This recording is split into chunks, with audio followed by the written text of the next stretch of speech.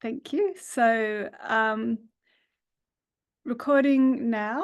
There will be time for a small number of questions during the seminar, but we have a very broad scope of work and we won't have time to delve into a lot of detailed questions. So we encourage you to read our final report and our research papers. And of course, you're most welcome to reach out to the research team if you want to discuss any of our findings or ask any questions. So during the seminar today, there will be time, as I said, for a small number of questions. So please, if you do want to ask a question, pop the question into the chat and we should be able to get to a few questions at the end of each section of the seminar. So I'm going to start with an acknowledgement of country. So I want to acknowledge the traditional owners of the lands upon which we're meeting across Australia and their connections to land, sea and community, and pay our respects to their elders past, present and emerging, and extend that respect to all Aboriginal and Torres Strait Islanders here on the seminar today. Okay, so I introduced myself at the beginning. I'm Anna Bruce. I'm an associate professor in the collaboration on energy and environmental markets at UNSW. Also listed there are my co-collaborators on this project, also all members of the collaboration on energy and environmental markets in engineering and in the business school at UNSW. So you'll be hearing later during the seminar from Mike, Chanel, Dylan and Ellie, who'll be presenting the results of the research that they designed and undertook.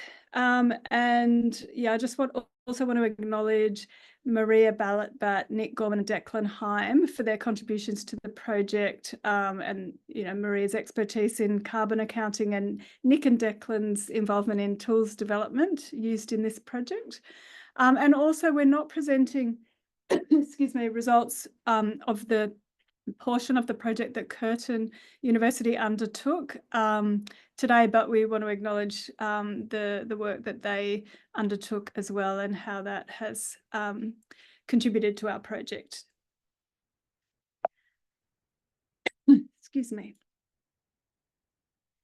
So this slide shows the project partners, the representatives from the project partners and also broader industry stakeholders who participated on the stakeholder reference group for this project. So we're grateful for their suggestions and advice, but we want to acknowledge that they're not responsible for any of the project methods or the outputs of the project, and that's all down to the research team. But yeah, much appreciated their input throughout the course of the project. So this is the structure for the seminar. I'm going to give an introduction and just talk a little bit about the context for this project. I'm then going to hand over to Steve Hoy from ENOSI, who is going to give us an update on some of the work demonstrating the 24/7 tracking that through their PowerTracer platform that's been undertaken throughout this project. And then we're going to go through the 3 different parts of the research project and finally come back to me at the end for outputs and conclusions. So first, a bit of context, which can hopefully help you to understand why we undertook this project and why it's such an interesting time to do a project like this. So as you're all, I'm sure, aware, there's globally renewable energy development has been accelerating. And corporate PPAs are seen as playing a really important role. And according to the Bloomberg data shown here in the bottom right, and also we are seeing an increase in the adoption of net zero targets and 100% renewable energy pledges by corporations around the world.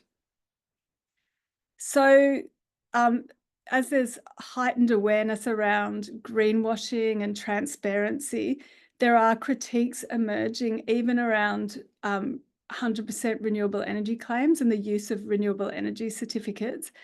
And so key to this is the fact that emissions vary over time on the grid, and the time of consumption and the availability of renewable energy at those times really does have emissions implications. And some of the papers that are shown here on the slide analyse these kinds of issues.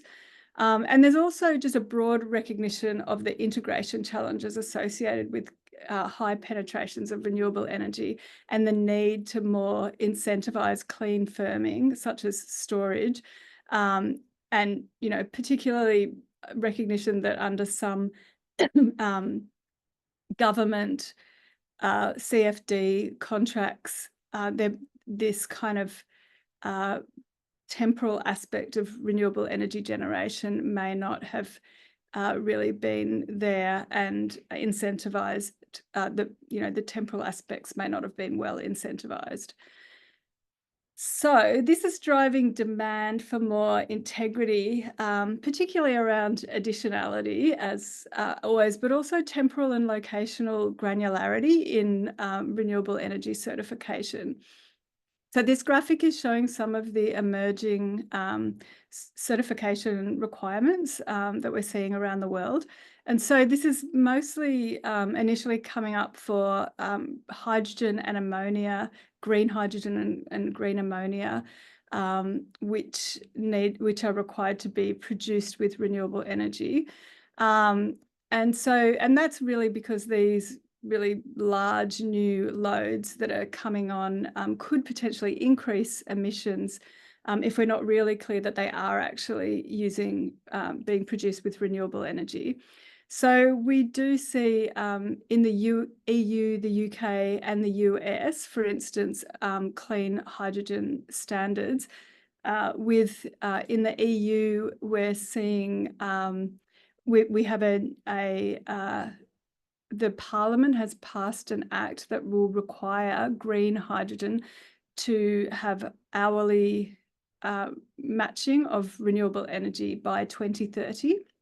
And we're also starting to see hourly matching being discussed, or requirements emerging more broadly for renewable energy and as well, not just for green hydrogen. So, for example, in the US, Biden signs an executive order that will require all federal agencies to procure 100% renewable energy by 2030, and 50% of that has to have time matching of renewable energy. There's also a range of other things happening in France, green or 24/7 labelling, and a requirement on data centres for time matching as well in Ireland. So what we're then seeing is the development of a range of coalitions and also products and PPAs, and also platforms to facilitate this time matching and certification emerging around the world. So we have the UN Energy Compact, the UN 24/7 CFE Energy Compact, and that has 155 signatories that are committed to this concept.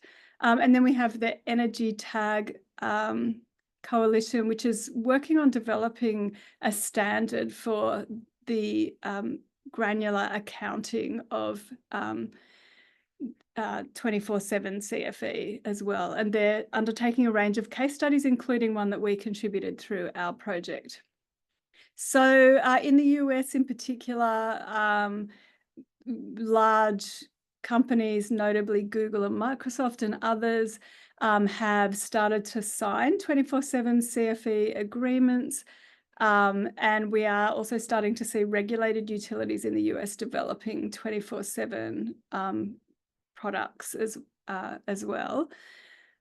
And yeah, as I said, there's platforms emerging for accounting for this, tracking this matching, and most recently Level 10 is developing a platform for trading timestamp certificates as well.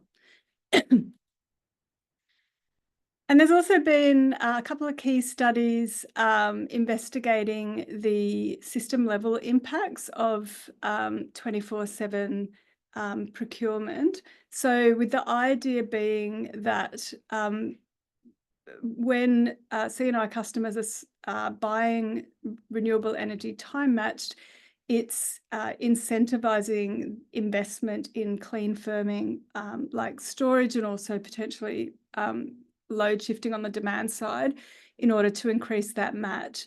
And therefore, at the system level, high uptake of this type of contracting should lead to more investment in those technologies. So a couple of research groups, Princeton and TU Berlin, have done some studies investigating the extent to which this type of contracting can actually support that investment.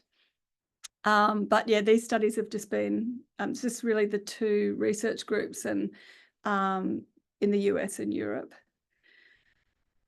So also during the course of this project, there's been a lot of relevant activity here in Australia. So we've also been considering how these changes might affect the drivers and the market for corporate PPAs, and particularly for time stamping.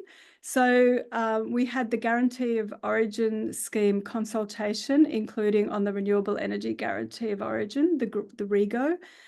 And the broader Guarantee of Origin scheme is going to provide certification for green products in Australia, including green hydrogen.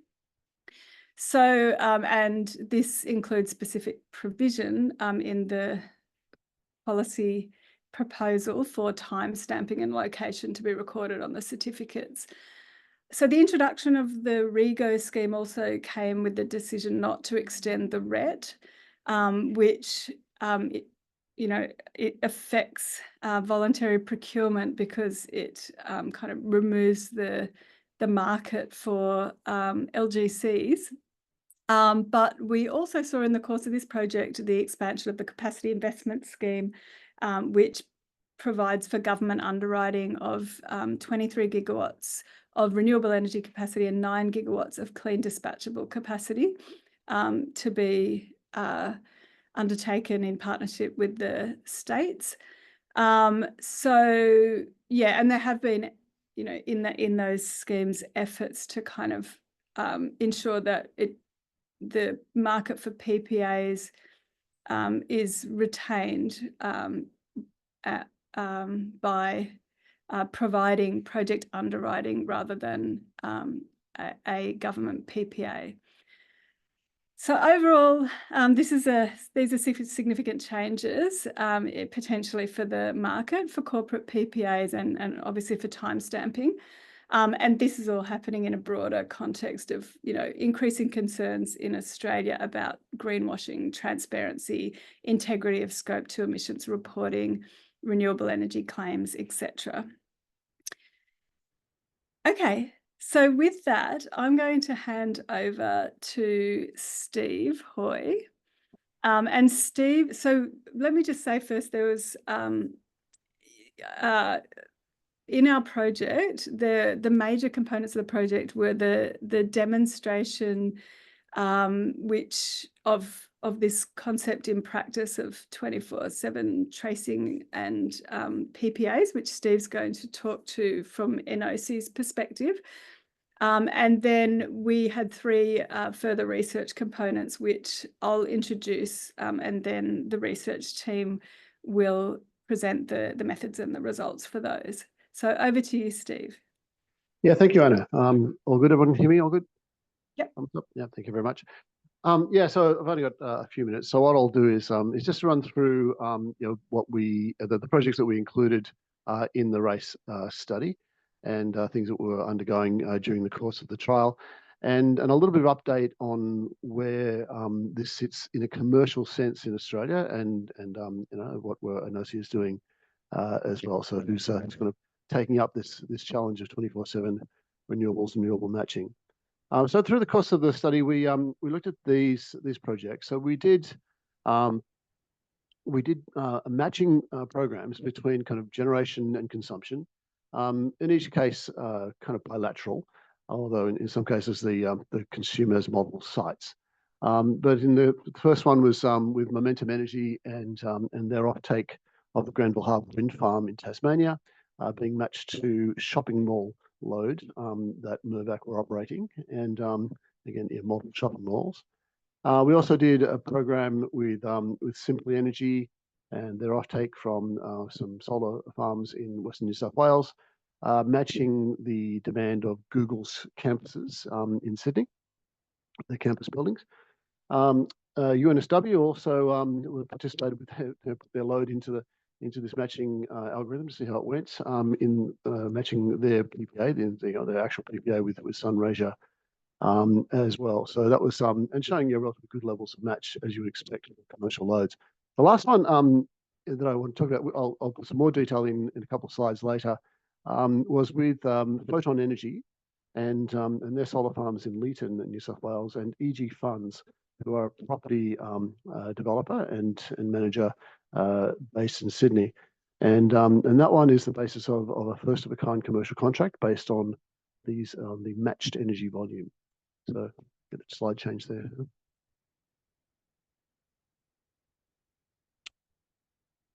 Okay, so just a quick update of where we're up to. PowerTracer has been going from strength to strength since we started the program. We're now live in the market with 3 Australian retailers, as well as retail suppliers in Singapore, Italy, and in the UK. And as Anna mentioned, this is a global trend, and so it's not surprising that there's demand for this around the world. But our focus at Enosi is not so much about certification, although we are certainly willing and able and actively working on certification programs, people like Countrywide Hydrogen and so forth that are mentioned here on this slide, but also on the commercial application of matching as a concept. So certification is important, but so is the idea of directly matching your consumption of energy to renewable production, and differentiating the price of that energy according to where it came from. And so we feel there's kind of been a gap in the market, which is enabled now, with technology like PowerTracer and of course the smart metering that's now becoming ubiquitous, where we can match the production of any generating facility with the consumption of any consuming facility, and in fact on a many-to-many basis, and provide a unique match, which allows a retail supplier to price the energy according to the source it was actually matched to. So, and this is what's being done, as I mentioned, in the EG Funds and Photon case, where earlier this year they signed what we're calling a matched energy supply agreement, but effectively it's a 24/7 PPA. And the contract is between Photon Energy, the generator, 2 of their solar farms in Western New South Wales, and Next Business Energy, the retail supplier. And the volume in that contract is specifically and only the matched energy between that Photon produces and is used by EG Funds buildings in Sydney. So there's a couple dozen or so office buildings. That gives this very specifically defines that volume for a particular price. Now it's a sleeved PPA in that context. So NBE, Next Business Energy, as the retail supplier, are passing through that energy. They're charging the EG Funds for that energy based on the rate that they're buying from the solar farm.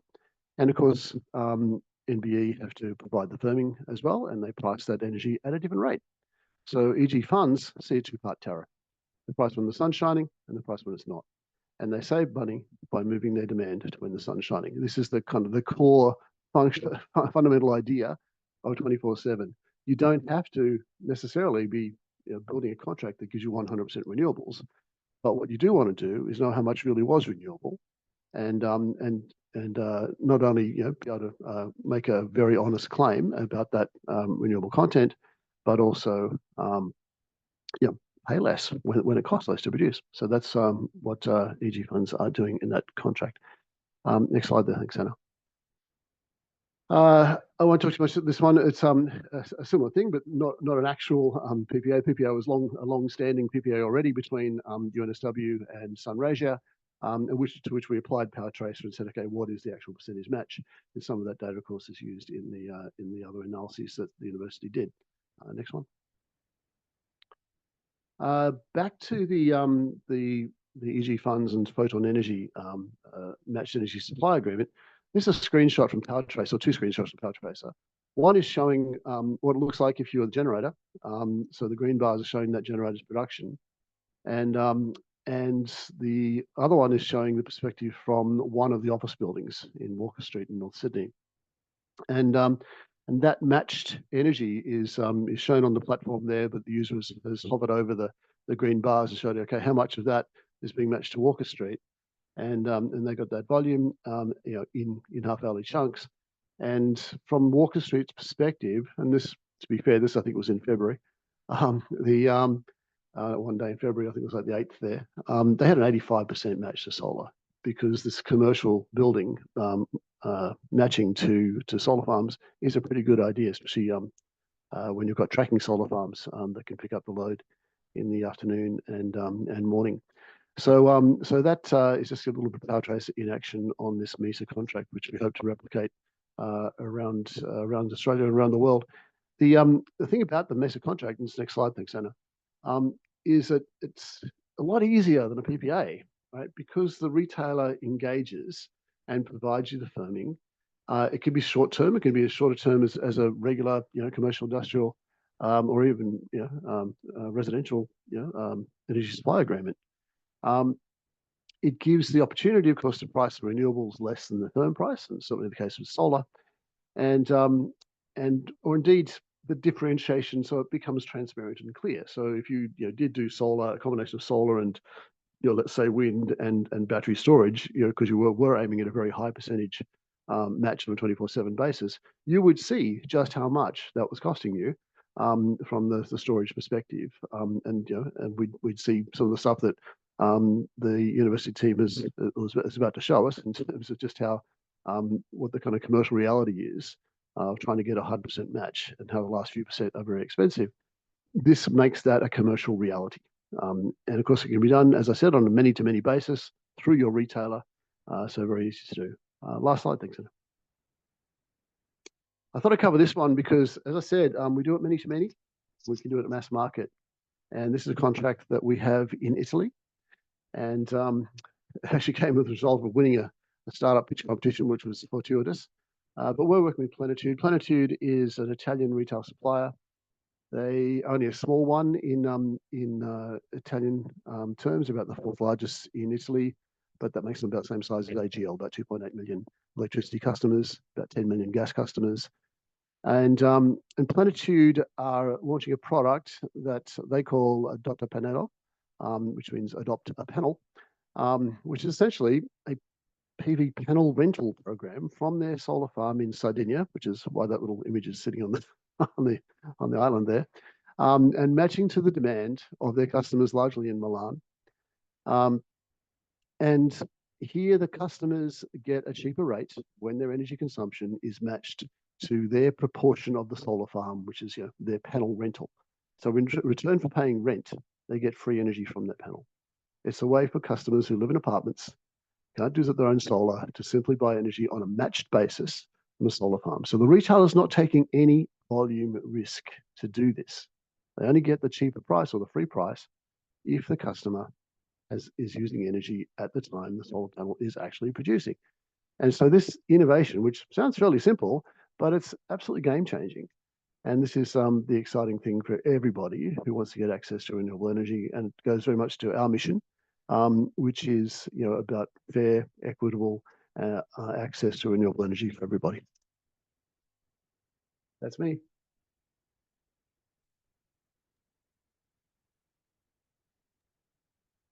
Sorry, Anna, you're on mute. Yeah. Okay, thanks, Steve. Thanks, Ellie. So we're now going to launch into the 3 components of the research. So first, the stakeholder consultation, where we were aiming to understand the landscape for corporate renewable energy procurement, and particularly where time matching and certification fits in there. The second part is a modelling exercise where we built a tool for modelling PPA contracts and looked at how the outcomes under 24/7 type PPAs compared to other types of PPAs. And then the third part is looking at those impacts at the system level in terms of investment, and do we get increased investment in clean firming, and what are the emissions implications. So with no further ado, I'm going to hand over to Chanel and Mike.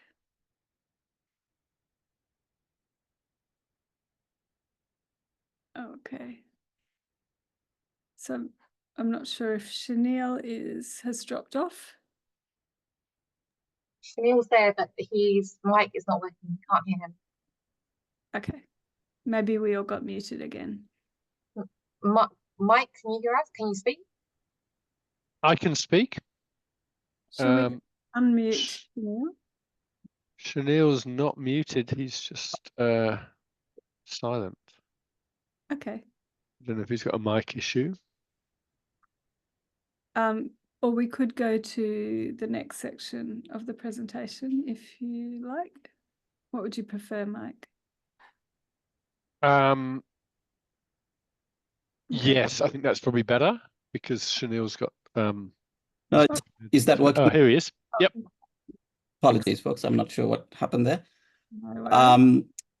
All right. So I'll provide an overview of the aims and approach for this particular research stream as a starting point before we delve into the findings and their implications. If we can go on to the next slide. So our main aim with this qualitative research was to gain deeper insight into the perspective of a range of market actors on the general dynamics of voluntary renewable energy procurement in Australia, as well as more specific views on emerging requirements and trends, such as time stamping and 24/7 procurement. And we also sought to understand, as Anna mentioned, how 24/7 procurement might interact with relevant policy developments, such as the end of the RET, and of course, through the course of the project, the launch of the REGO scheme and the expansion of the capacity investment scheme. And to these ends, we drew on three approaches, the first being a foundational review of academic and grey literature on voluntary procurement, as well as the emergence of 24/7 internationally.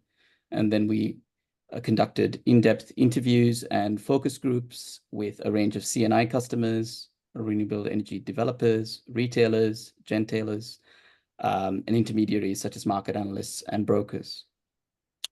And then we augmented these insights from experts with a thematic analysis of submissions made to the public consultation on the REGO scheme, particularly as it involved a broad array of stakeholders airing their perspectives on relevant topics such as time stamping, attribute matching, and additionality.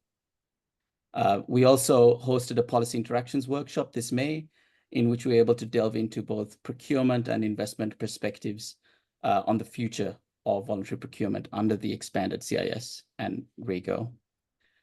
On the next slide, we have a bit more detail in terms of the breakdown of stakeholders and the sort of timeframes that we were working with across this project.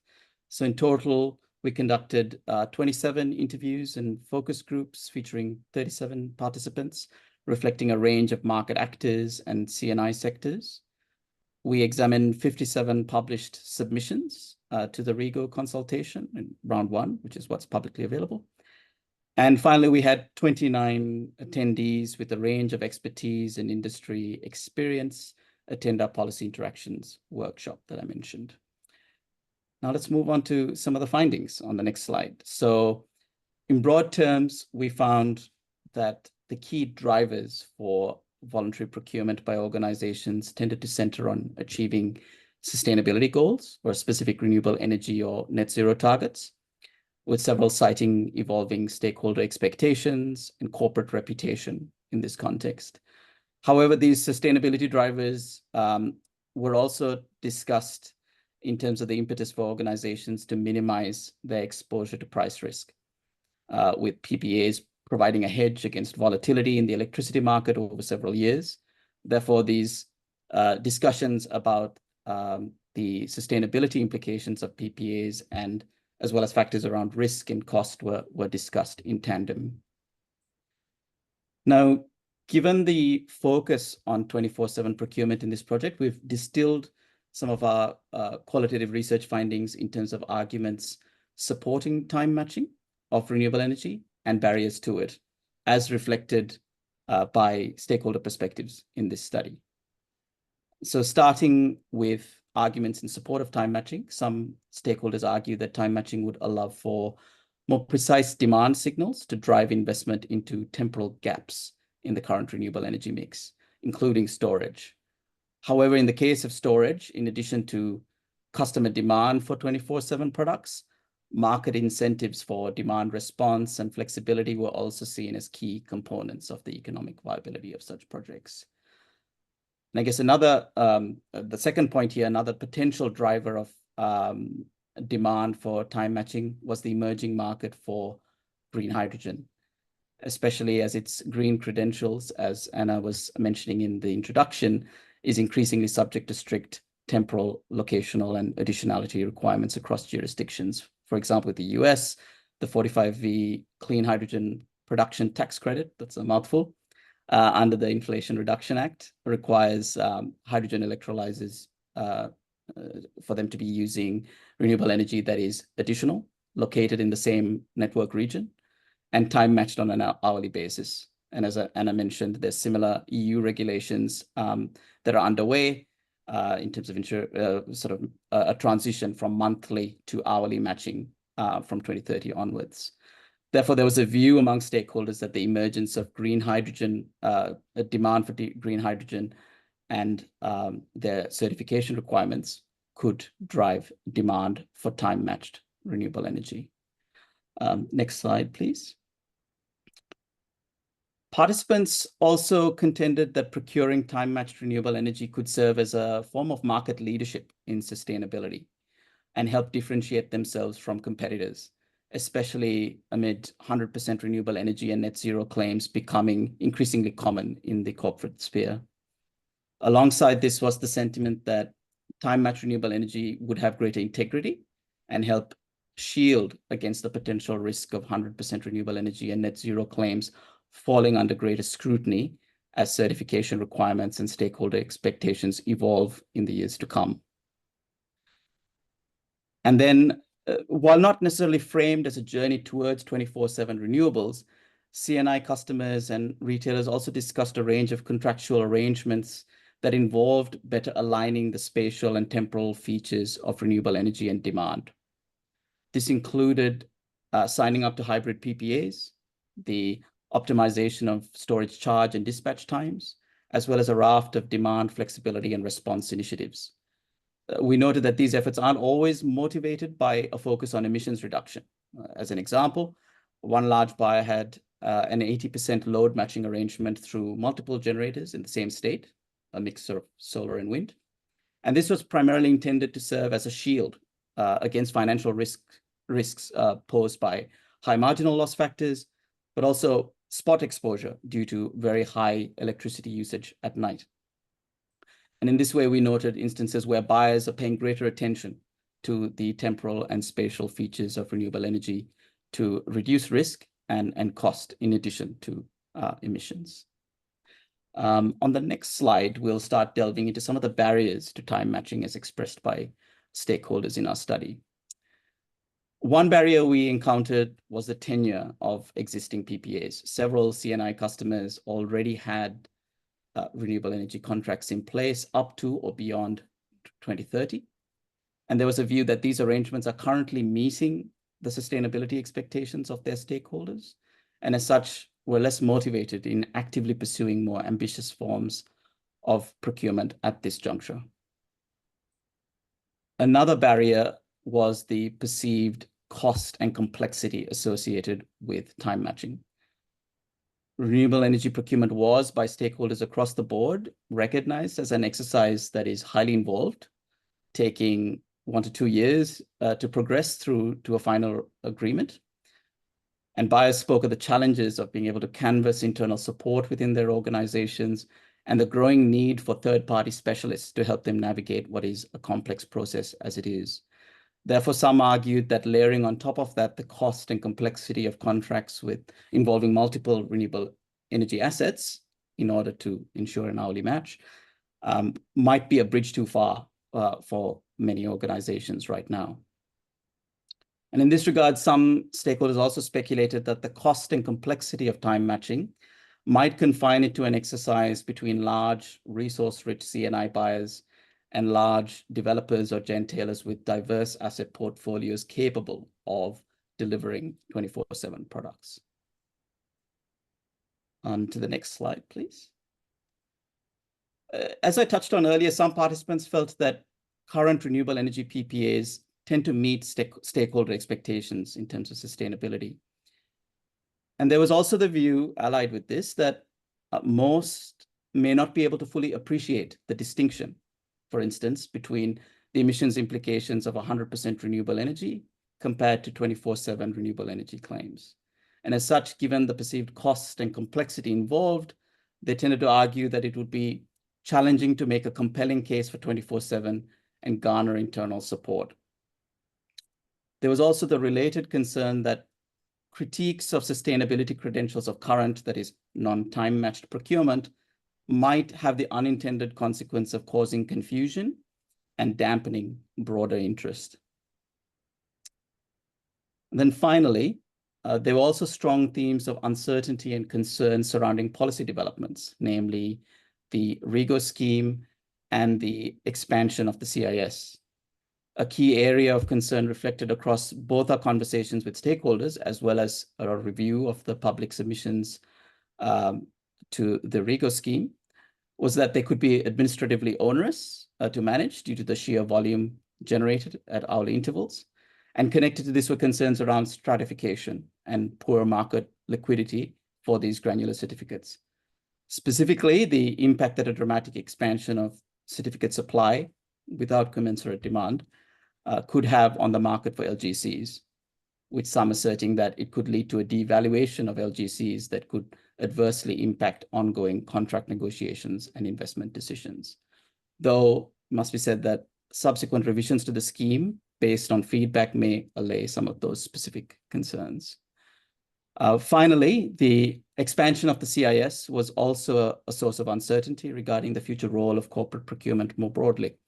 Stakeholders were unclear as to whether PPAs could play a complementary role in de-risking investments into new renewable energy projects, or if they will provide revenue certainty at the commissioning and operating phase of renewable energy projects. And in broad terms, amidst a landscape that we could characterize as having undergone significant change, there was a general tenor among stakeholders of wanting to wait and see before making significant procurement decisions. And with that, I'll hand over to Mike, who will discuss some of the implications of these findings that we've outlined. Thank you. Thanks, Chanel. Yeah, so as Chanel says, I'm just going to give a brief overview of the implications of some of these findings. Time is short, so if you want more detail, there's more detail in the report for the project and in the academic paper coming shortly. So I guess the other thing which Chanel touched on, but just to re-emphasize that what our conclusions here are very much focused on the Australian market, like the research was drawing on engagement with a very diverse range of stakeholders, but all in Australia. So the implications are very much focused on this country. And we focused, I guess, on two main questions of whether 24/7 corporate procurement is the right mechanism to play a significant role in the decarbonisation of Australia's electricity market, and whether now is the right time for that to happen. So starting with the question of whether it's the right time for 24/7, procurement, that question has two aspects: whether there's a market and whether there will be a big impact. So I guess the question of the market, as Chanel's touched on, there are a lot of constraints on that market at the moment. So there's certainly emerging interest from buyers, but it isn't widespread. A lot of buyers are really not very aware of the concept. Others are, I guess, unconvinced of the relative value of 24/7 compared to net zero purchasing or annual matching. I guess the nuance of different shades of green is seen by a lot of buyers as a little bit too complex to be worth pursuing. And then the other issue of a lot of early adopters that you might be expecting to go for 24/7 purchasing are the buyers who already have PPAs in place, and a lot of those PPAs extend beyond 2030.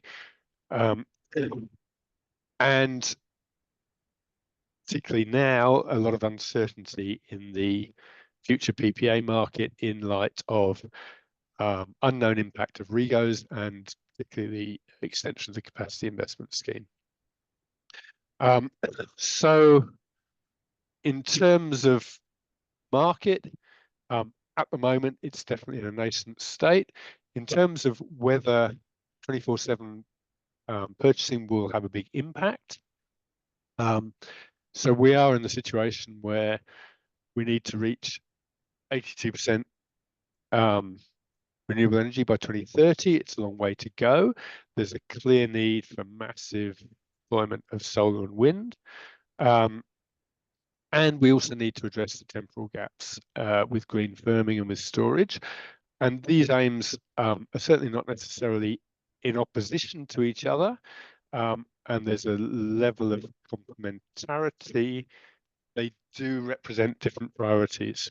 And I guess the research really showed there's a view that right now in Australia, the major challenges are not about signals for price signals for green firming.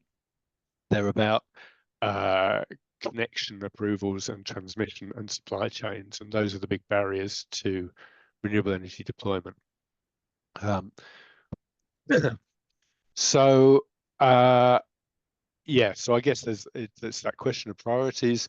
And there's also the question of the scale of 24/7 procurement. The likely scale in the short term means its impacts will be relatively small. So I guess on the question of when, the research suggests that 24/7 CFE procurement is unlikely to play a major role pre-2030. And beyond that, I guess it's more of an open question. And there's certainly a point in the longer term where 24/7 procurement becomes meaningless because we have a fully decarbonised grid, but there's a long way to go before we get there. Thanks, Anna. And the next slide, I think. So turning to the question of if 24/7 is the right mechanism, there is definitely a view that the existing price signals in the market are sufficient to drive storage and green firming, and we're already seeing some CNIs investing in batteries just driven by those price incentives. There's a question as to whether matching of renewable generation and demand is best optimized at the customer level or at the system level. And I guess Dylan's research that he'll talk about in a bit will touch on some of this. It's certainly not a binary, and I guess the optimal scale of optimization is something that changes with time. And there's certainly I guess a small number of customers pursuing 24/7 is unlikely to create large system inefficiencies at this stage. But more broadly, this raises the question about the relative role of voluntary procurement versus government action. Again, they're not in opposition, but I guess if voluntary procurement has helped historically to fill a policy vacuum, particularly in Australia, there are questions around how significant its role will be when the capacity investment scheme dominates renewable energy deployment and is helping to underwrite green firming. So briefly in conclusion, 24/7 is at an embryonic stage. We think it's unlikely to play a major role in reaching 82% renewable energy by 2030. But beyond that, there's potential demand that could be driven by green hydrogen, by steel production and particularly for export, and more broadly by to meet increased demand from C&I electrification. And I guess we're also likely to see increased interest in the temporal aspects of procurement, not necessarily directly 24/7, but in like things like shape PPAs, that kind of thing, driven both by carbon concerns and by concerns about price risk. Thanks, Anna. Thanks, Mike. So in the interest of time, I think there's a little bit of discussion in the chat, but I think we might just go straight on to Ellie and the second component of the research project, and then we can come back at the end and discuss those things that have been raised in the chat. So over to you, Ellie. Thanks, Anna, and thanks everyone who's gone before. So I'm going to be presenting a couple of our results and some of the aims and methods of this portion of the project, where we were looking at assessing the customer outcomes with time-matched renewable PPAs using an open source PPA modeling tool that we've been developing. So we'll move to the next slide. Oops, sorry. Oh, good. Yeah, so I'm going to do a little bit of talking about some of the methods as we look at the results as well. So hopefully it can stay fresh in everyone's minds, but feel free to pop questions in the chat because I won't be going into all the gory details of the methodology today. We just don't have time, unfortunately. So the primary aim of this portion of the research was to explore the financial and emissions outcomes of different contracting types and portfolio management methods across a range of different commercial and industrial customers. And I want to highlight from the start as well, as I've mentioned, the tool also, the results that we'll be looking at today and the modelling that we've undertaken is based on, as with all modelling, inputs and assumptions that we've made to define certain scenarios that we wanted to look at. And with the tool that we've been developing, we're hoping that that will allow users to also be able to test some of these scenarios with their own inputs and their own assumptions as well, so that this kind of research can continue on in the hands of the many.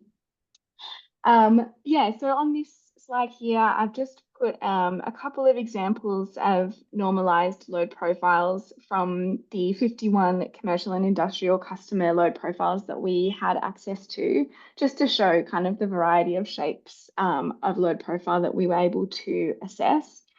For each C&I customer, we extended from an initial 1 year of metered load data, we extended that out across 4 years by modelling the weather-dependent components of that load data. And all of these loads are located in Queensland and they come from a CSIRO database, and all large C&I customer energy users. Also pictured here are the some examples of the generation shapes that were used in this modelling. So we had 1 solar profile and 2 wind profiles, both also located in Queensland, so in the same NEM region as the loads, which is an important assumption that we made through the modelling. And we collected the generation data as well as wholesale price data from AEMO via another SEAM open source tool called Nemesis. And we collected emissions data from yet another SEAM open source tool called NEMED. So if you haven't had a chance to check out the SEAM suite of tools yet, I definitely recommend taking a look at that GitHub. And I'll just quickly note that the 2 wind resources that we looked at were located in different regions within Queensland as well, which is important for looking at different wind shapes. Okay, we'll go to the next slide, please. Cool. So the first kind of step in this modelling process was to outline the types of PPA structures that we wanted to look at.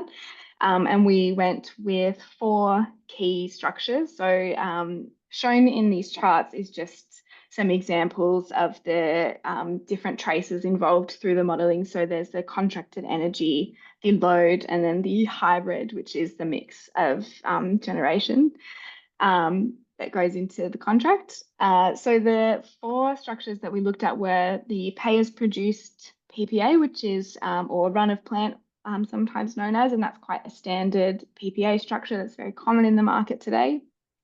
We also looked at a baseload structure, which is a PPA structure that guarantees a set amount of energy in each hour, and we chose to adjust that monthly. So we went with a monthly settlement period for each of the PPA types, and that's based on the user's load. We also looked at a shaped PPA structure, which is defined using the P90 percentile profiles of the generation sources to define a daily guaranteed shape of delivery, which is also adjusted by that monthly settlement period. And what we're all here for today, the 24/7 contract type, which is defined by setting out a minimum carbon-free energy percentage, which is the minimum percentage of load that's time matched with hourly renewable generation in each settlement period. And under this type of contract, we've assumed that the energy that's settled around under the contract, so the contracted energy is the kind of up to the load, which I think aligns with what Steve was talking about before. So it's the hybrid energy up to the load, basically. So you're not settling around excess renewable energy there. Up the top of that slide, I've also outlined some of the key inputs and assumptions that we've used in the optimization of the hybrid portfolios to model these PPAs with. So yeah, that monthly settlement, the key one. We optimized the portfolios to minimize the total cost of covering the load by increasing the match between the load and the contracted energy. For all of the customers, the results that you'll see coming up are based on a hybrid portfolio optimized with 2 wind resources and 1 solar resource for all the customers. We placed, a penalty on oversupply in the portfolio so that you weren't able to just achieve a perfect match at all times by buying, 1,000 times your average annual load. And some extra penalties applied to the 24/7 contracts in particular to make sure that they were able to meet, where feasible, that minimum contracted percent. And we ran 2 different scenarios for the baseload profiles, both one with that optimization or undersupply penalty and one without, which I can speak to a little bit more later. All right, next slide, please. Yeah, so first up, I just wanted to take a look at some of the results of the hybrid portfolio optimization. So sorry, the text is quite small. It's the burden of having a lot of data, sadly. But alongside the y-axis is just a list of the customer, the C&I profile name that we've assigned. And then along each row is showing for a sample of the PPA types that we looked at, the optimal mix that was found by our hybrid optimization algorithm. And the mixes are shown as a percentage of the total load that's covered by the portfolio. So it's the portfolio size in relation to the customer load. And it's, I think, interesting to look at these results because we can see that, for example, in that middle section, the base load profile is quite dominated by wind more generally, where for some of the pay as produced and 24/7 customers preferred solar for achieving a match, which just speaks to the kind of diversity in results by load profile and by load shape. And yeah, the base load and the 24/7 results also show an oversizing of the portfolio as compared to the load, where the pay as produced we see sitting pretty much around that 100% mark. So it's 100% annual net matching, I guess. Yes, okay, maybe we'll move to the next slide. Oh. Yeah, so these are some of the key emissions and cost results that we were keen to look at. So up the top chart there is showing the percentage emissions reduction against the average hourly match delivered. And when I say delivered, what I mean is we're looking at the actual hourly match between generated energy and the load. So sometimes there will be periods or intervals in which the contracted energy matches the load perfectly, but what's actually being generated doesn't quite add up. So we're looking at just what's actually generated or what's actually delivered in these results. And I'll just speak to the top chart first without the costs, and then we can go into that in a second. But in that top chart, we do see a pretty clear correlation for most of the scenarios, most of the PPA structures, between the hourly match and the emissions reduction. So a higher hourly match is usually showing more of an emissions reduction, and the reduction is comparing the emissions due to that unmatched energy with the PPA against a scenario in which the load has no PPA, so totally wholesale purchased energy. That's the reduction there. So in here, we've also got just a solar only and a wind only PPA to provide kind of a baseline, and that's the dark blue and the orange we can see here. So they've got fairly low matches, still showing some emissions reduction, but definitely less than these more optimized for matching PPAs. And even under those kind of more optimized structures, you can see the spread of across emissions reduction, even with high matching, which speaks to, I guess, the kind of importance of when the matching is occurring as opposed to just the fact of matching itself. So we all kind of are aware, I think, that the emissions intensity of the grid varies over time and in time. So yeah, keeping track of, or I guess focusing on when the matching occurs is interesting too, as well as just the fact of the matching. Yeah, I think that this result also shows that when you look at the results for the 24/7 contracts, which are targeted specifically around matching, the contract definition is targeted around matching, we see a better outcome for the emissions reduction and the match, which makes sense, I think. But yeah, just important to note that if you focus your contracting around matching, you will have a better match, and you'll also see a higher emissions reduction in general. But also really interesting, I think we all found, was that the results for just a simple pay as produced contract without extra clauses around matching in particular periods has quite a good result in terms of the match and the emissions reduction. So that's the green dots in both charts. And yeah, I'll move on to the bottom chart for the sake of time. So this is where some of the important inputs and assumptions come in terms of defining the strike prices for the PPAs that we modeled. So to create the strike price for each PPA and each customer, we first took a combination of the levelized cost of energy for each of the generation sources taken from the 2020 Gen Cost reports. We also included a risk premium for the oversizing of a portfolios where the seller would be exposed and not necessarily able to contract out around that excess energy in the portfolio. And we also considered a make good for undersupply. So when the generation falls under the contracted energy, the seller is obligated to make good that energy at the value of the spot price of energy at that time and the LGCs. And we looked at 3 different scenarios for the 24/7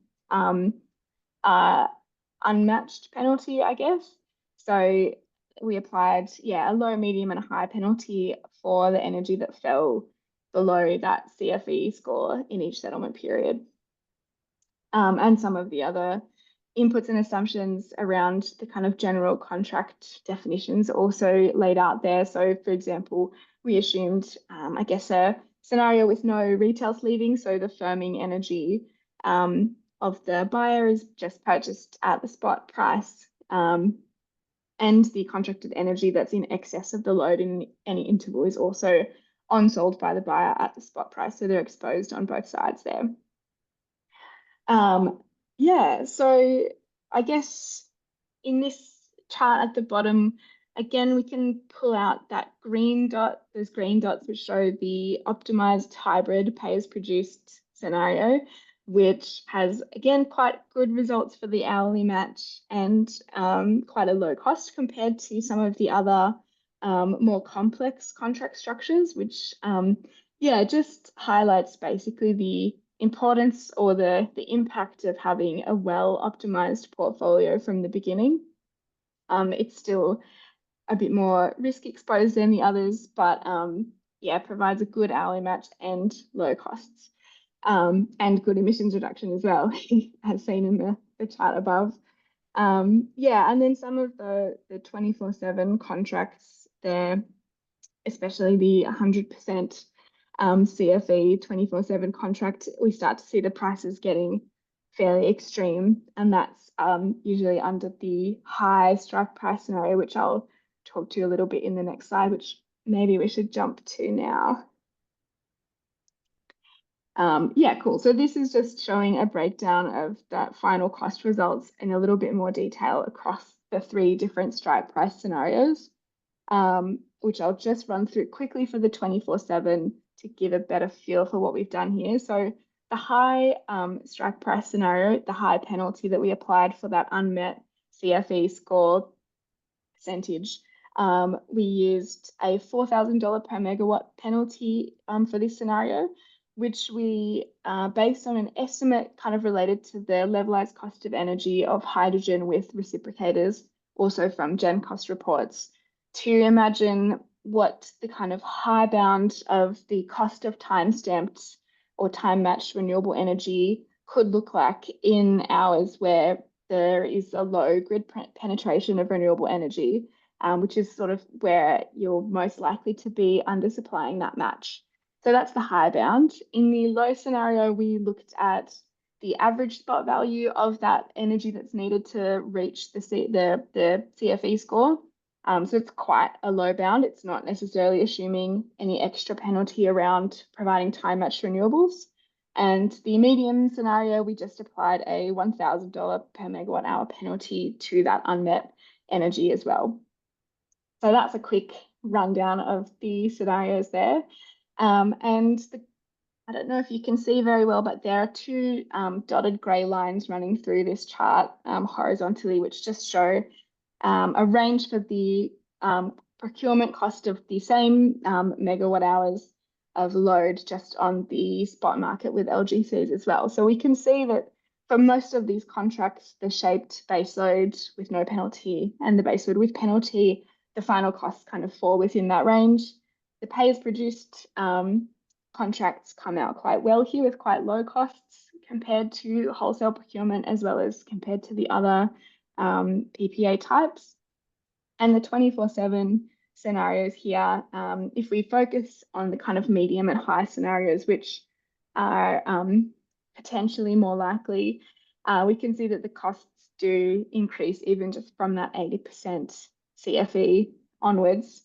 And then, yeah, that 100% scenario, obviously ending up with a few more periods of time in which the match isn't reached. And with that really high penalty, you start to see some quite extreme final costs.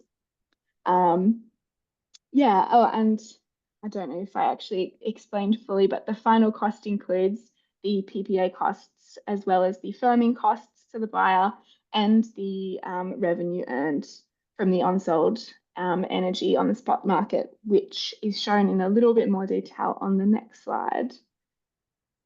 Yeah, so this slide, this result here is showing the kind of breakdown of the components of that final cost, just to illustrate where the risks might lie for a buyer. So if the buyer has firming exposure, but also has that on-sell exposure, they're taking on some more risk there.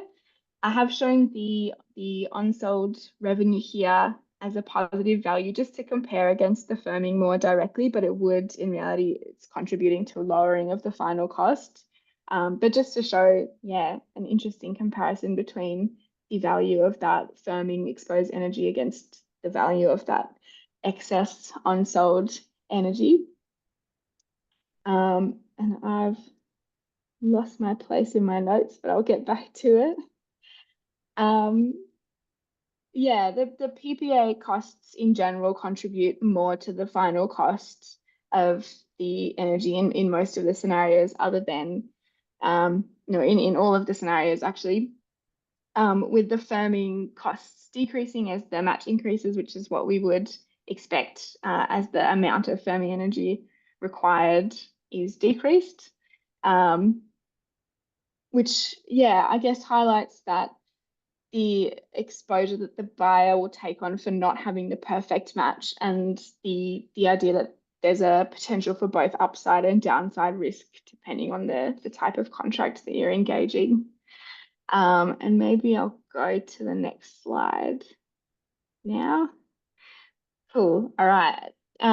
So we also looked at what the kind of impact of adding demand management strategies to your portfolio could have on both the costs and the matching and emissions outcomes. And I can give a really quick rundown of the methods for how we modeled the flexibility and behind the meter battery here, but there again, yeah, all of the extra detail can be found in an upcoming journal paper. Yeah, so we looked at two scenarios or two different demand management options, which was the load flexibility and a behind the meter battery. So in the load flexibility modeling, we looked at 5 different scenarios, actually 6 different scenarios, including an entirely flexible scenario, plus 5 scenarios in which a base load profile is calculated from the P10, 20, 40, 60, and 80 load profiles. And once the base profile is calculated, we took anything above that as flexible load. We had a few constraints around, for example, keeping the daily load sum constant. So the sum of the load in each day wasn't allowed to change. And we also applied some ramping penalties to kind of reflect some of the potential costs of load shifting. But yeah, we performed a linear optimization with the objective function to minimize the cost of the unmatched load by shifting the load around. And for a behind the meter battery, we looked at a 2-hour battery with 5 different sizes, so various percentages of the peak load of each customer. And we performed, again, a linear optimization to minimize the cost of that unmatched load with a few constraints around charge and discharge not being allowed to occur simultaneously and only allowing charge from the excess contracted renewable energy in order to maximize the match between the contract and the load and to increase the hedge. So yeah, here's a quick it's an overview of the results for all of those flexibility and battery scenarios for each of the C&I customers. And I think the kind of key thing to pull out here is that in the top chart, which shows the final costs, there's not a huge impact from adding those demand management strategies. But when we look at the emissions reduction, that's where we see kind of the value of adding some of those strategies. So particularly in the instance of the shaped profiles where there might be more excess renewable energy, but also usually in the previous results, kind of a poorer match, the demand flexibility and the battery step in and have a positive impact on the emissions reduction. But even up to the 100% CFE score 24/7 contract, the battery and the demand flexibility just allow the load profiles to reach that even better match. So yeah, I suppose it would depend on the goals of a customer about whether they wanted to engage those methods there.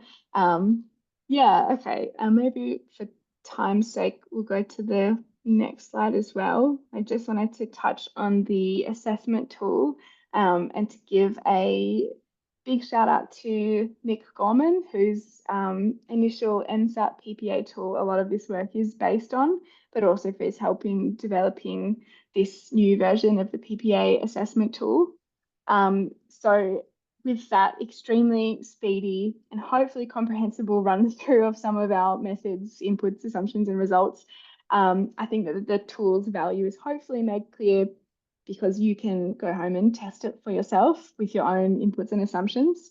So yeah, what we've done is set up a simple user interface with some sample data, including the load and generation profiles that we've used in this modeling, that will allow any users at basically hopefully any stage of Python experience to see some results and have a play around.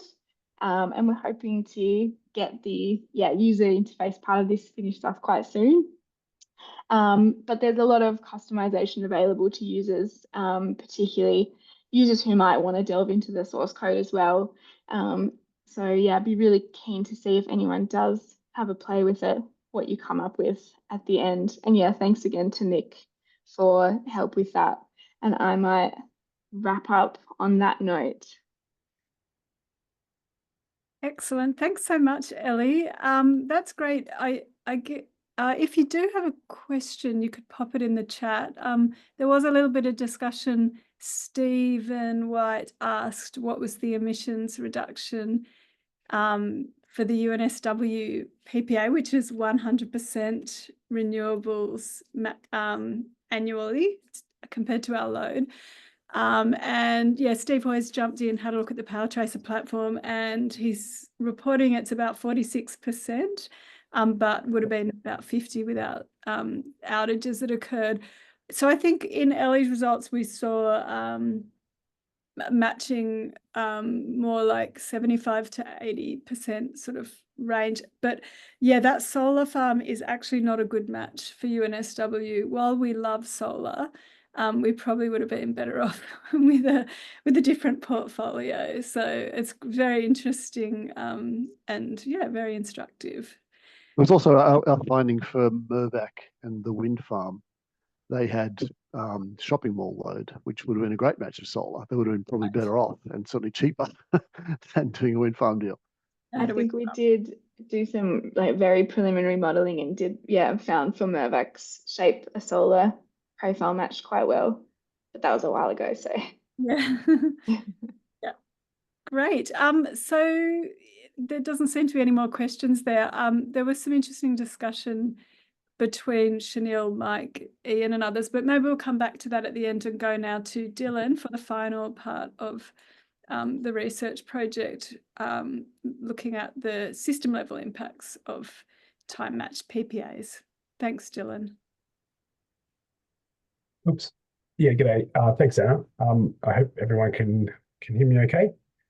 Yep, excellent. Yeah, kick on to the next slide, I think. Yeah, so this part of the project was yeah, basically trying to understand the level, the system level impacts of these different procurement strategies on the NEM in particular, or the Australian power system. And yeah, this is largely informed by and building on studies from the United States and America, particularly Tom Brown's group in TU Berlin and Jess Jenkins' group over in Princeton. And the idea of behind these studies is to sort of understand, how these different, individual procurement strategies might impact the decarbonisation of the broader system, and particularly things like investment in renewable energy storage, different firming technologies, and particularly the emissions impact of that. So the broad high level questions are essentially, does this lead to increased renewable energy generation? Does it lower the cost of the system and actually the cost of procurement for the C&I customers? And what are the changes to the rest of the system? And yeah, we basically settled on using a capacity expansion or a Python modeling tool called PIPESA, and developed an Australian implementation of that to assess this question, somewhat similarly to the Berlin work. And yeah, next slide, I think, Anna. So yeah, this is so broadly, PIPESA is the way we've implemented PIPESA is essentially a capacity expansion model. It's basically an analog of the ISP. We've used a lot, almost all of the inputs are essentially coming from the Australian Energy Market Operators ISP, drawing on basically exactly the same cost data, gen costs, demand traces, renewable energy traces, the different transmission expansion options, and so forth, to basically work out optimal least cost trajectories for the system. So that's sort of the broad modeling framework. It's got some limitations, which I'm happy to discuss later on. But then we essentially modify this to answer the question of the impact of CFE, 24/7 contracting, and attempting to achieve different CFE scores with this modeling framework. Next slide. Thanks, Anna.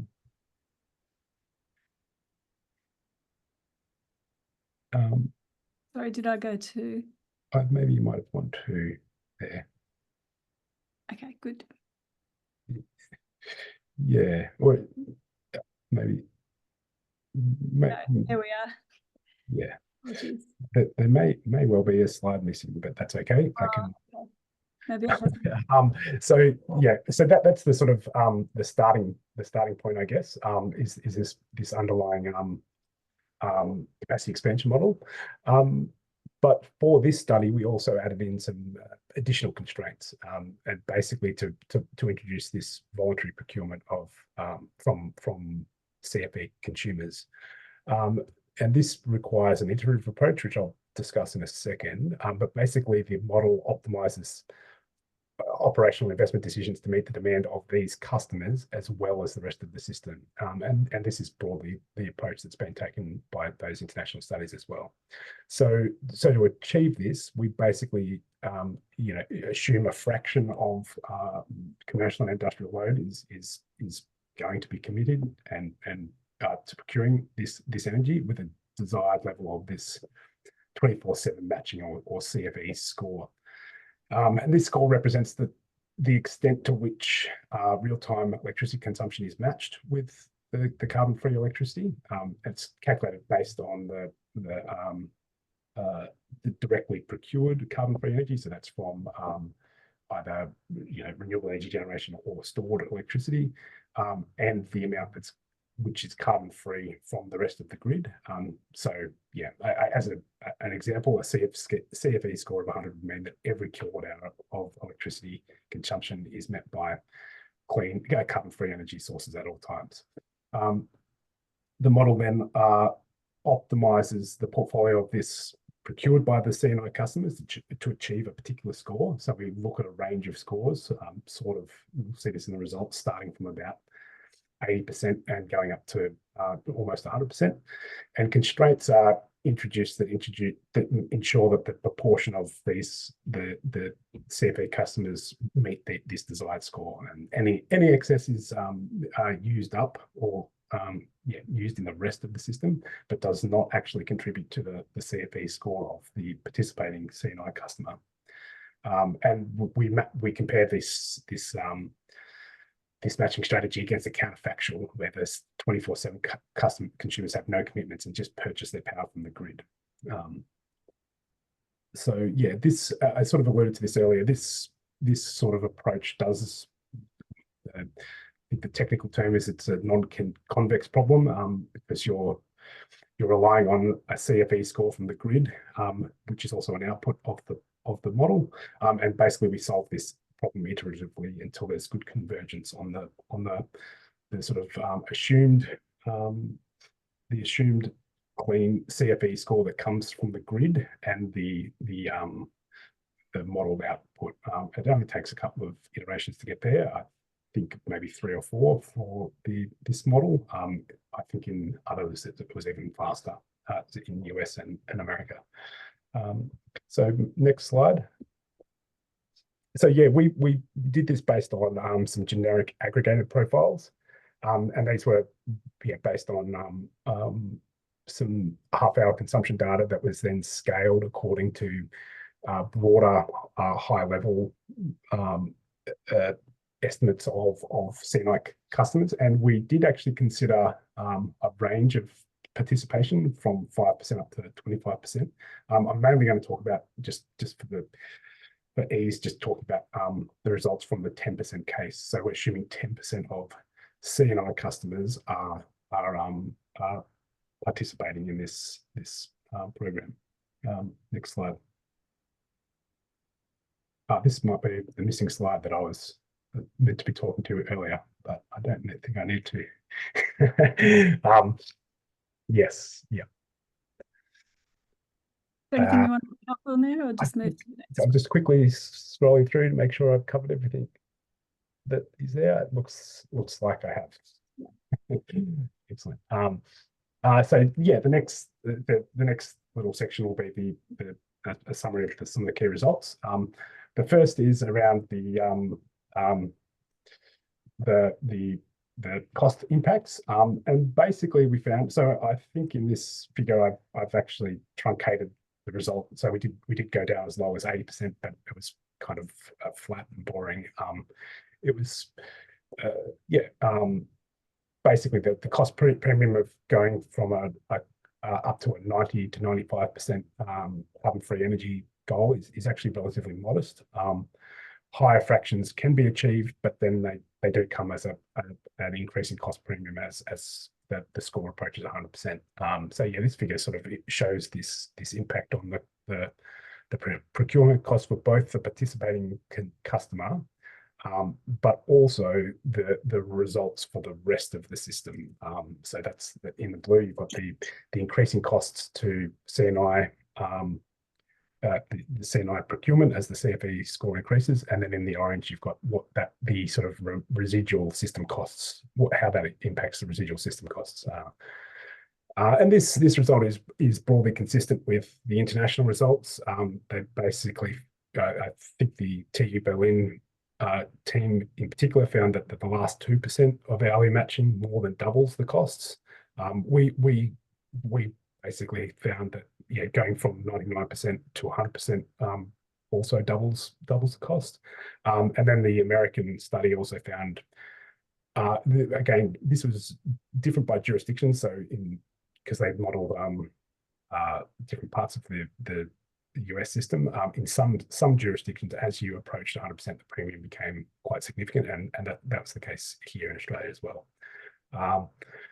Yeah, now one point that's not necessarily clear from this figure is that, yeah, while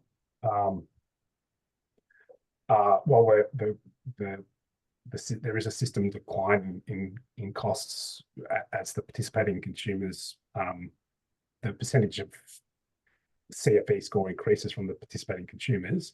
It's not just a simple offset. There is actually a net increase in total system cost, which on one level is not that surprising, because you are driving the system away from what would otherwise be a least cost solution. But there are other benefits of doing this, including an emissions benefit, and or early deployment benefit, which we might discuss a bit later on.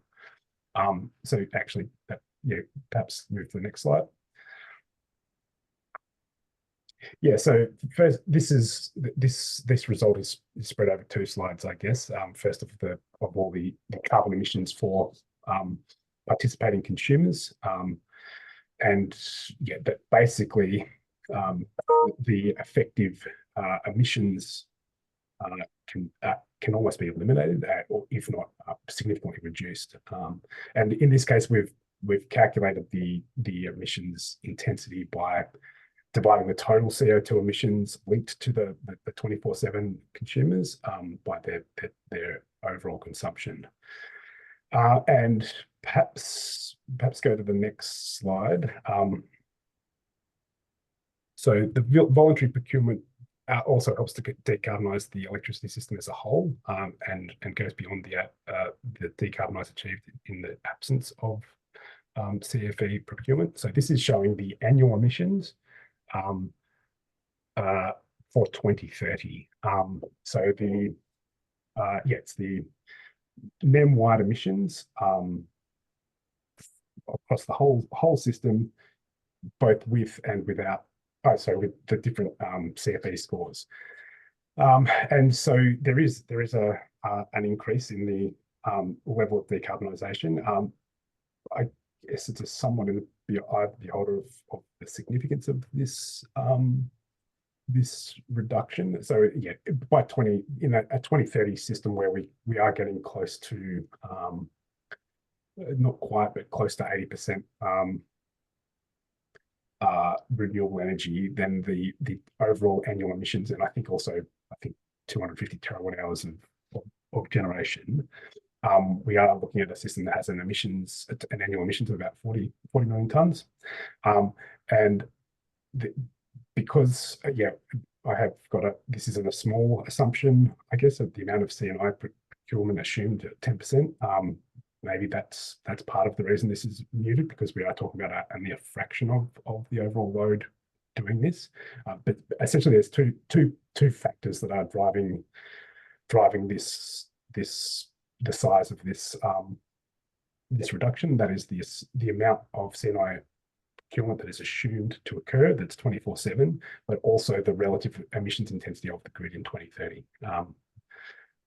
But yeah, it's I think in absolute terms, the difference there is, in the order of, I think, between the 80% and the 99% case, it is in the order of, I think, 2 to 3 million tonnes per annum. So it's not nothing, but yeah, it's also maybe not as large as you might expect.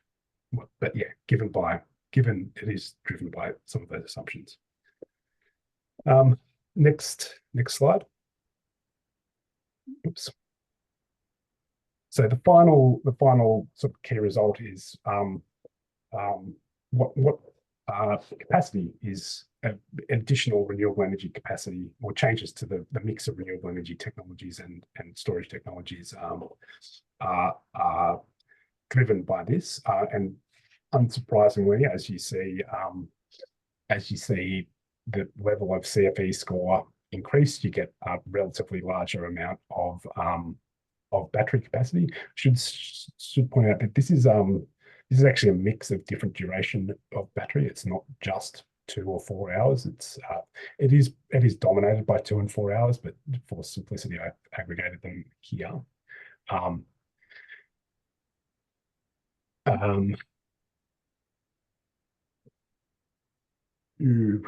what was I going to say?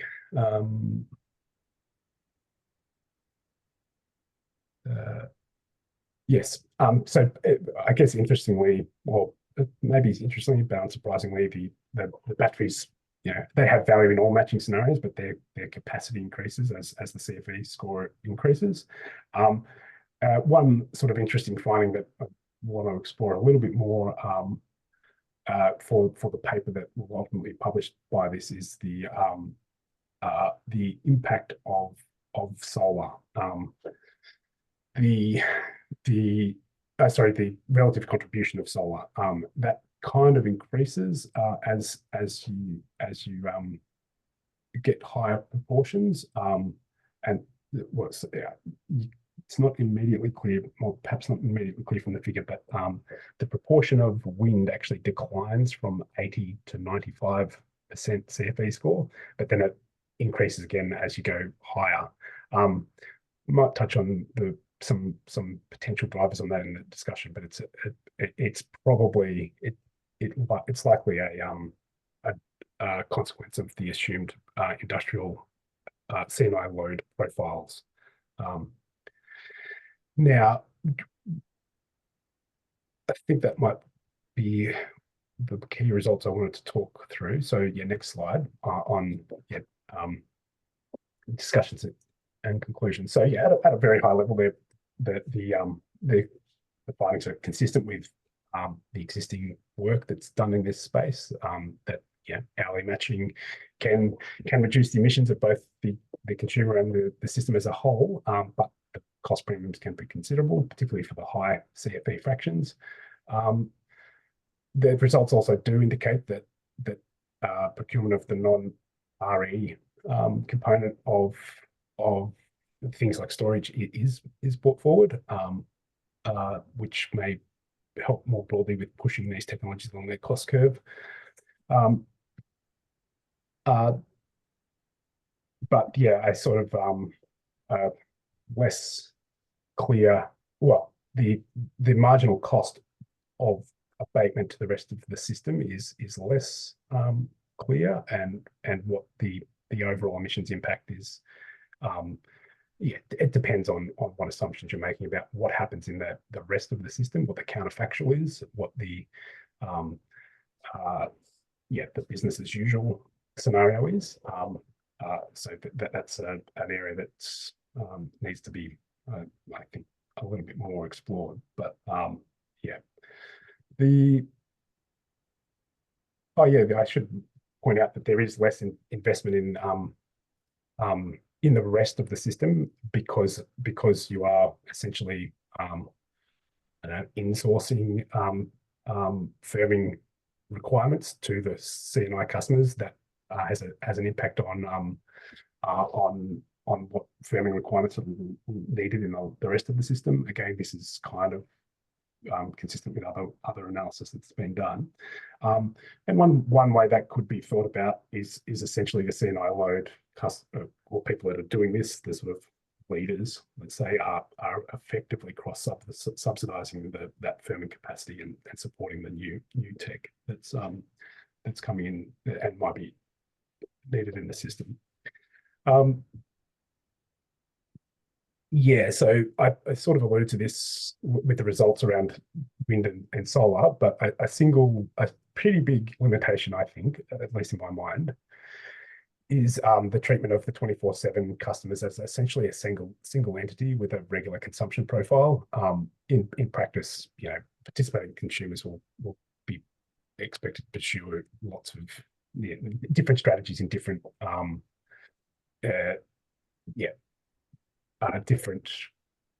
with different consumption profiles. This a little bit gets to the question around, I think Mike raised this earlier, around at what level does this make sense, at an individual consumer level or at a customer level or at a system level, because you basically end up with you would end up with very different results. And I think one of the international groups, I think it was Tom Brown, they did look at the shape of consumption profiles and having multiple different consumption profiles, and the sort of results from that analysis did sort of suggest that there was a bit of an impact on the optimal technology mix for a particular target, but the overall impact on both costs and emissions was less different. It was essentially the same, but it was sort of rearrangement of capacity within the system. Yeah, so that limitation, or this particular assumption around of the particular load profile shape, I think is driving that behavior where you see solar plus storage becoming quite becoming dominated as you go from 80 to 95% CFE score, because it so well matches the assumed regular consumption profile. And as you go beyond that, the increase in wind reflects the fact that there are challenging periods, and this is sort of consistent with other just general capacity expansion modeling, that getting to that last percent is difficult and expensive with just wind and solar and storage. So there is essentially, this is still to be tested and explored, but I think it's the case that meeting that last percent is basically being the optimization finds that easier with wind than a combination of solar and storage. Yeah, another limitation is the technologies that we are using. And specifically related to that is the demand side management. It's not really considered in this approach, and I think, again, untested, but my expectation is that demand management would actually help quite significantly with that last percent. And I think that I'll leave it there. Great. Thanks, Dylan. So there's a few interesting questions in the chat. So Steve's asking, firstly, what's the counterfactual? I think this is the easy question. What's the counterfactual at 2030 if there was no CFE participation? Oh yeah. So it's not that dissimilar to the 80% score, actually. I should include this in the figure, but it's virtually indistinguishable. Okay, yeah, because your chart just started at the 80%. Okay, what was the 0% one? Yeah, okay. I think that's probably why it started at 80%, because it didn't make any difference. Yeah. Cool. And then there's also a question: if CFE increases the relative contribution of solar, then does that actually drive down total costs? And I guess it is the least cost solution, but or do the batteries offset that lower cost? So does it drive down total costs? Do you mean total costs to the rest of the system, or total costs, the overall total costs? Well, I think the chart is the one you're showing there. So this was the scenario, right, with 9% or that really high percentages. And I found it was an intriguing finding that it actually pushes the solar up. But also it includes a fair bit of battery storage. So increasing solar proportion of the mix, you would think, would tend to drive costs down, because solar's pretty cheap.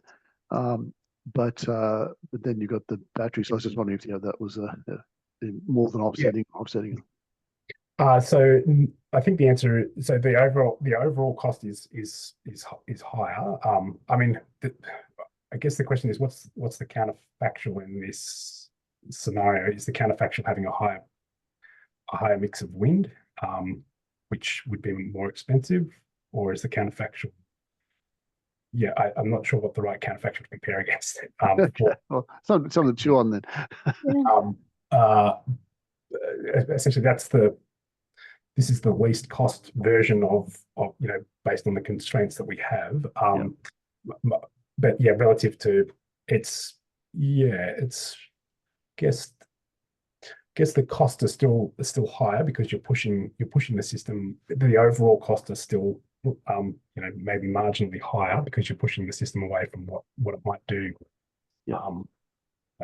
optimally in a fully least cost way. So in that sense, they're higher. But yeah, I don't know if that answers your question. Well, it also has implications for investors. I think if there was it's only 10% participation in modelling, which isn't super high. So yeah, interesting. I have one more question there as well. Yes. So regarding the effect where the investment by the CFE participants drives down emissions and costs for the residual customers, is this the mirror of the Princeton finding that green hydrogen without matching actually makes emissions worse? Struck me this might be the same maths, just working in reverse. Yeah, I'm just trying to think about that.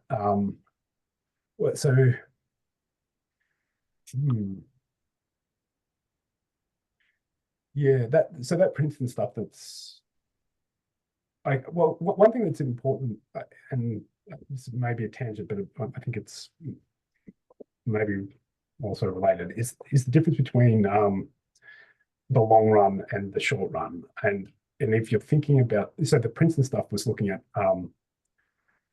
if you did annual, sorry, the sort of investment decision timescale, that would make emissions worse without time matching, compared to if you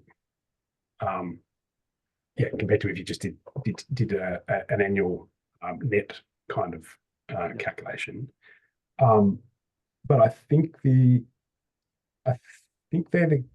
kind of the same, except what I think the key difference would be is basically the amount of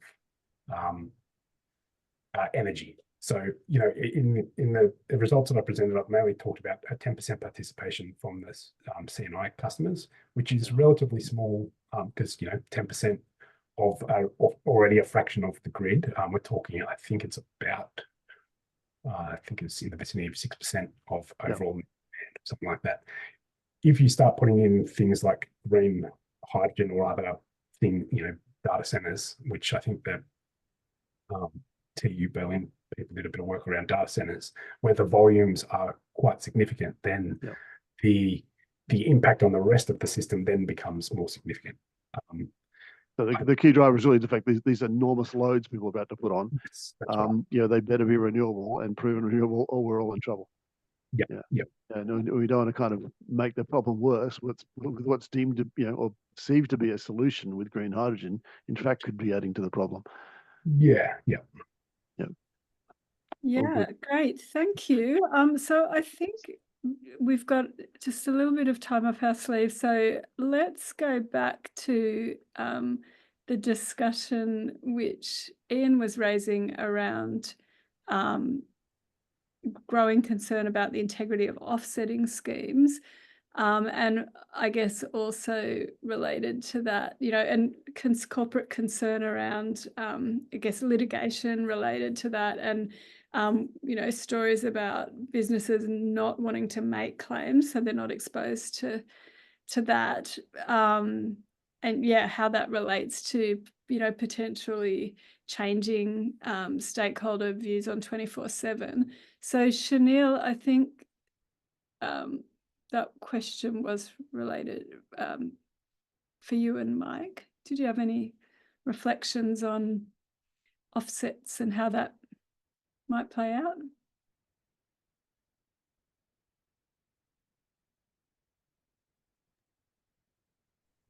Okay. Yeah, sorry. I had typed out a reply. But yeah, I guess it's an interesting one. I guess as Mike mentioned as well, I guess in the course of our study, and I couch it in the fact that it's those stakeholder perspectives are reflective of a particular snapshot in time, right? And I guess that scrutiny is only growing. But in the course of our interviews, that wasn't necessarily a strong theme in terms of influencing renewable energy procurement decisions. But I guess a point, and this is speculation, of course, but I guess a point I was raising is that as we kind of move beyond LGCs and towards granular renewable energy certificates and REGOs, which feature more granular attributes of renewable energy, become more commonplace, that sort of they become an aspect of contract negotiations, and kind of looking at those features become more of the norm. And I guess there's more differentiation, more stratification in terms of different types of procurement and which ones. That's an interesting observation, Shin. I think you're kind of describing a chicken and egg situation. Aren't you? People don't know about 24/7, so they're immediately kind of challenged by it. So, we don't need that. We've got a system as it is, and it's a common perception is because they're unaware of the issues, I think. And once those issues are brought to the surface, it changes people's view.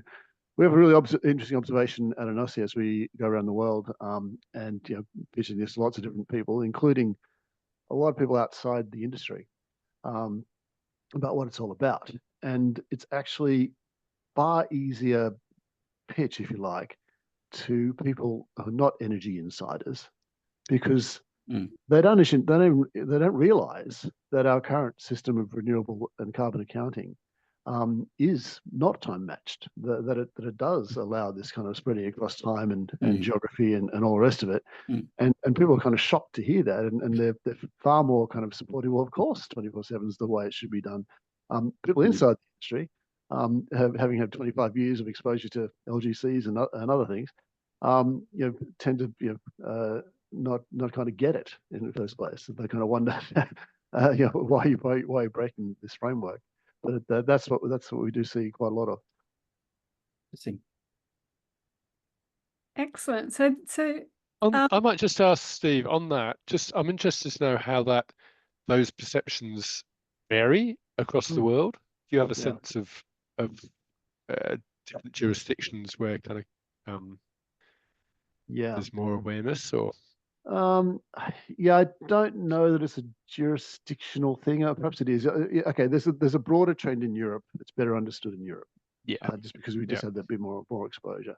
But no, it's more about the novice versus the energy insider. So I mean, the one that Anna put up right at the start, she mentioned the Irish advertising regulators. Nothing to do with the energy industry.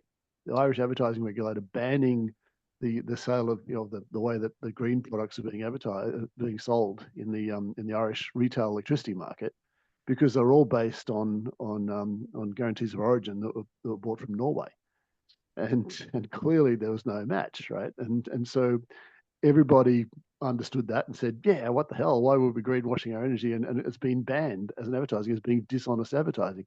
That to the layman was perfectly obvious. To people inside the industry, oh no, what are you doing? You're kind of destroying it. This is the kind of paradox we see. Very. Anna, if I'd like just quickly make a further comment on that, I think that's a really interesting observation, Steve, and it speaks to abstraction. I think the electricity industry is, of course, extremely abstracted in the sense that, there's this shared pool of electricity. You never know where your electrons come from. We become very comfortable with that. But for those outside the industry, it's quite hard to wrap your head around that level of abstraction. And then all of this offsetting with all of these extremely questionable offsets out there, that's abstraction times 10. And I think the public quite rightly has a concern about abstraction. Abstraction is the way the bank keeps getting money and new fees. Abstraction is really problematic. So it really does speak to making things more tangible and material when you talk about decarbonising. So yeah, I think I think it might be actually quite a welcome trend if we can get away from very high levels of abstraction and try and make this more real, based around real emissions and real generation and real consumption. So yeah, we'll see what happens, but it is interesting. Interesting time, isn't it? Right, so I'm just going to quickly wrap up on a few conclusions out of what we just heard, and then just highlight again the outputs of the project in terms of the tools and the research papers. So yeah, I think just to summarize, we are seeing a small number of businesses wanting to take leadership in their renewable energy procurement, and those that are looking at 24/7 are motivated by wanting a high level of transparency, including really strong temporal and locational provenance. And they also are motivated by wanting to contribute to the broader transition on the grid, and potentially willing to pay more for renewable energy at times when it's more expensive. And obviously we're seeing coalitions emerging in support of that, the 24/7 UN 24/7 CFE Compact and Energy Tag, for example. And we're also seeing emerging certification requirements, as I outlined at the beginning. And we've just been discussing the importance of that and green product certification, and especially when those new loads that are likely to come on as new electricity loads can be very large. We're also starting to see discussion around timestamping more broadly for beyond those green products for renewable energy certification, and also in carbon accounting discussions, like under the greenhouse gas guidelines for carbon accounting. So C&I customers and stakeholders in Australia currently, according to our research, have a limited understanding of 24/7 and limited motivation. But our results show 24/7 contracting clearly results in better emissions reduction, better hedging from the customer perspective. But depending on what sort of risk premium is required, then likely at significant additional cost. But also, I should note, the baseload and the shaped type portfolios also have significant additional cost attached to them. So other PPA types can offer some of the benefits of 24/7. And particularly, we really taking care to optimize the portfolio or get a portfolio that's well matched to your load is really key in getting good outcomes there. We also did see that load shifting can improve particularly the emissions outcomes. So what's the role of 24/7 contracting for driving broader energy transition? Well, we heard from the renewable energy and electricity industry concerns about complexity and cost associated with 24/7, and that might actually present barriers to investment in new renewable energy capacity. And just with all of the policy changes and the introduction of the capacity investment scheme that is actually going to drive new capacity in renewables and clean firming, it does raise questions about the role of voluntary procurement. And yes, there's also a bit of lack of clarity about how additionality will be demonstrated and talked about after the end of the RET. But in the end, it's really those customers that are going to drive this form of contracting or not. And there's certainly, when you're talking to sustainability professionals, there's increasing interest. And as Steve said, the non-energy industry, non-electricity industry people are quite interested in this concept. And there is a potential that we will see more certification requirements in export markets that really might drive this. And we did hear also some acknowledgement from electricity industry that customer demands are changing, and there's more interest in temporal aspects of their renewable energy procurement, if not specifically 24/7. But yes, there's future work to be done. We really need a better understanding of the value of the flexibility in C&I demand, and especially for those new large industrial loads that are becoming electrified. And what their how their procurement and their emissions strategies might evolve, and the value of flexibility there and the grid impacts associated with that.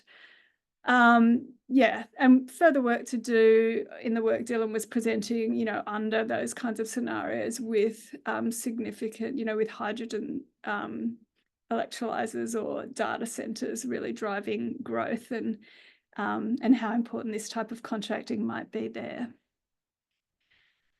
So that's the conclusions. Just to finish up, I just want to again remind you of our open source tools, which we will make sure that there's links to those on the Race for 2030 website, as well as you'll be able to access them via visiting SEAM's website or GitHub. And during the course of the project, we also had 4 policy submissions to the REGO consultation coming out of the project, which is a really great outcome to be able to put in evidence-based submissions. We were able to contribute the case study to the Energy Tag Coalition, and we also have a bunch of academic outputs which are coming soon. So 3 journal papers, and there was also some great conference presentation, including from George Fura and Dylan throughout the course of the project. So thank you everyone for your attendance, and thank you Race for 2030 and our partners for supporting the project, and all of the input from the partners and the stakeholder reference group along the way, and of course the project team for all the excellent work. Have a great day, everyone. Thanks, everyone. Thank you.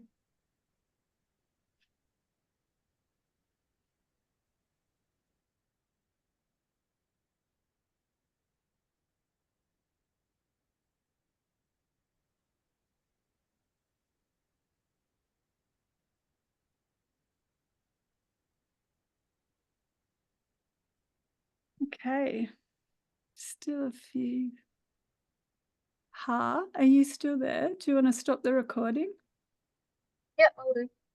Thank you.